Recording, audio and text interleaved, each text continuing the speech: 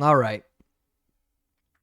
So we are going to move into the floor and the foundation. We're going to start the same way. We're going to start by left clicking on the building.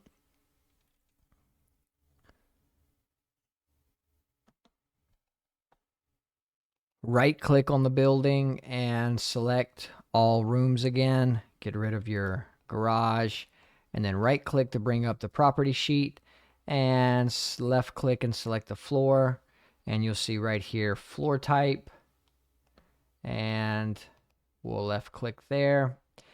And then we just have to make some choices. This is a pretty short section. Depending on where you live, where you're at in the country, you got to make these selections best based off of your best guess, your what it's like where you live. I live in Louisiana. I know that I do not live in a heavy, dry,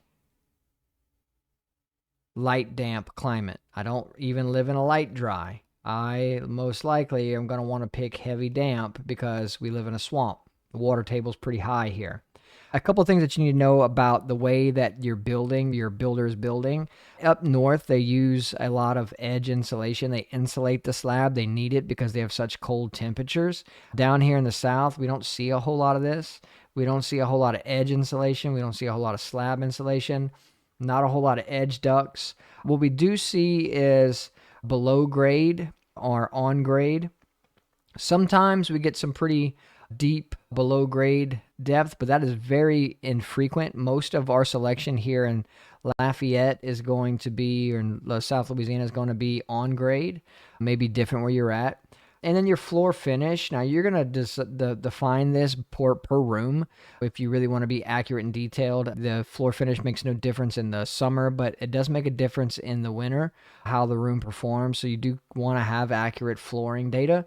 But for the sake of the screen, we're just going to keep it 80% carpet and 20% bare. There's some other selections. So let's say that you had a pier-on-beam house. You would have an exterior floor here. You could select that exterior floor, and then you would make those selections based off of the information that the plans dictate. If you were doing a two-story house and you had a floor partition, so you basically were drawing your second floor on top of your first floor, you would use floor partition, and that is where you would make these selections that kind of describe what that second floor looks like. But we're on or below grade here, and we've made our selection, so we're going to go ahead and we're going to hit OK. And that's it. That's all there is to it. So very easy, very quick section here. And now we'll move on to the infiltration and ventilation screen before we get to room by room definitions.